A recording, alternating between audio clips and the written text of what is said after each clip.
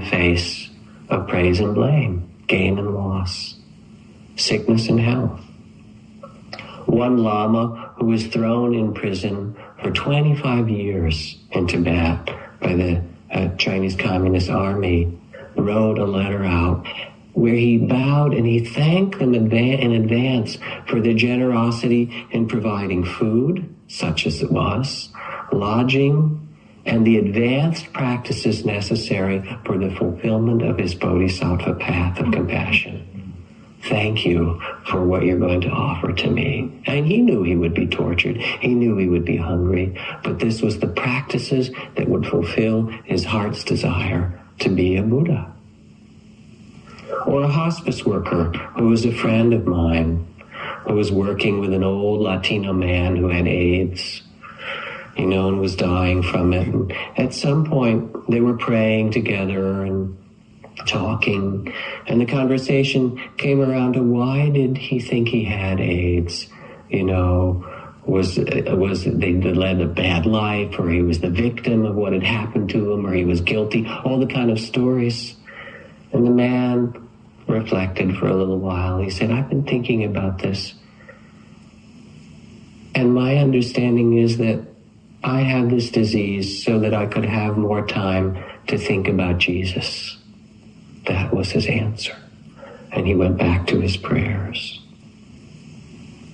What do we do with the circumstances that are given to us? Because they are the place of bondage or of liberation.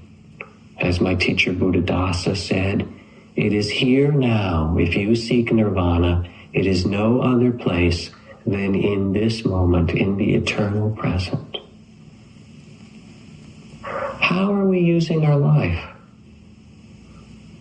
The questions we ask in the end are very simple ones. When you really look back over a whole life, did I awaken? Did I honor this life? Did I love well? What else really matters? Now, if we reflect on wise understanding, we can also reflect on what areas, what parts of our life put us to sleep. Not with judgment, but with understanding and compassion.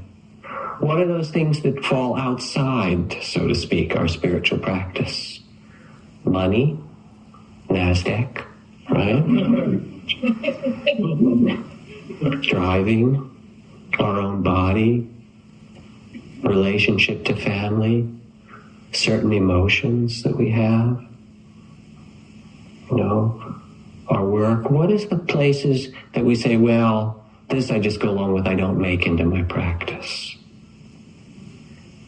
And what would it be like to bring the spirit of compassion to that place, to say, this will be a place of awakening too? Because awakening isn't some state that you get into, enlightened retirement. Oh, I got it. I got to hold it. Keep it. I can't have it change. Oh, it's so cool. You can't do it. You breathe in and you breathe out. And awakening is the same. Zen Master Suzuki Roshi said, what we're after is not enlightenment, but one moment of enlightenment after another. Now, there's something very good in this, because it also means that it's never too late. Never, never too late. Whether you're 25 or 85, it's not too late. The next moment, this moment, is the moment that enlightenment exists. It's possible. So Zen Master Huineng from ancient China said this. He said, as far as the Buddha nature is concerned, there is no difference between a sinner and a sage. One enlightened thought and one is a Buddha. One foolish thought and one is again an ordinary person. Like that, from one moment to another. So it's never too late. Any moment it's possible. It's like breathing. If we can be present with our breath, we can be present in this body, in this moment. It's so mysterious, this human life that we're given. I read a story that I found very moving in Rachel Raymond's books. The first of her book, Kitchen Table Wisdom. a few years ago. I'll read the story to you and then tell you another. And this is particularly an interesting story she tells because she's trained as a physician and a scientist. For the last 10 years of his life, Tim's father had Alzheimer's disease. Despite the devoted care of his mother, Tim's mother, the father had slowly deteriorated until he'd become a sort of walking vegetable. He was unable to speak for years, was fed, clothed, and cared for as if he were a young child. Tim and his brother grew older. They would stay with their father for brief periods of time while their mother took care of the needs of the household. One Sunday, while she was out doing the shopping, the boys, then 15 and 17, were watching television. Their father sat nearby. Suddenly, he slumped forward and fell to the floor. Both sons realized immediately something was terribly wrong. His color was gray, his breath uneven and rasping. Frightened, the older boy told the younger brother, "Call 911. Before the younger boy could respond, a voice he had not heard in 10 years, a voice he could barely remember, spoke up and said, "Son, don't call 911. Tell your mother that I love her. Tell her that I'm all right." And then Tim's father lay there and he died. Tim, who is now a cardiologist, looked around the room of the group of doctors mesmerized by the story. He said, because he died unexpectedly at home, the law required we have an autopsy. My father's brain was almost entirely destroyed by Alzheimer's. For many years I've asked myself, where did those words come from? Now it happens, and I hope that it's okay to tell this story because I didn't speak with them, I heard it secondhand, that members of this community who live in Woodacre, who are very lovely beings, Tim and Jane Unger, that Tim, his name happens to be related to someone in this story, had a brain tumor. And over these past months has gotten...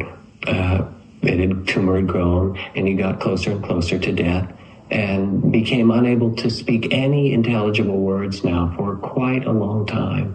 He tried to speak, but all that came out were sounds that were unintelligible to anyone else. And it seemed like it would be a slow and difficult dying process. They have 2 children. But I guess it was about 2 weeks ago when he... became much more seriously ill, and it became clear that he was going to die soon. And shortly before he died, even though he'd been unable to speak for a long time, his words came back, and he told his wife that he loved her dearly. He said his loving goodbyes to his children, and then he sang with them and told them that he would be all right and that he didn't want any extraordinary care. And then he died. Who are we really? Who do you think you are? This body? Certainly we use this body. But if that's all that you think you are, you're in trouble. We are. There is some great spirit that brought you into this human life and that carries you through it. And to develop a wise understanding is to go inside and touch that place of your own true nature and awaken it. Remember it. Let it live through you. And then when you're driving down the road and there's a rock in the middle of the road, you can even pull over and get out of your car and go back and move the rock out of the way so that the cars behind you don't run into it. Or you can bring that spirit of presence and compassion to your body, or to the conflict in your lives, or the bills that you have to pay, or the relationships that you're in, or your children or your parents when they're sick. And instead of being identified with the contracted, fearful, grasping, small sense of self, you can remember that in any moment, the path is here for you. Patience, compassion, freedom. You can breathe open. Let go.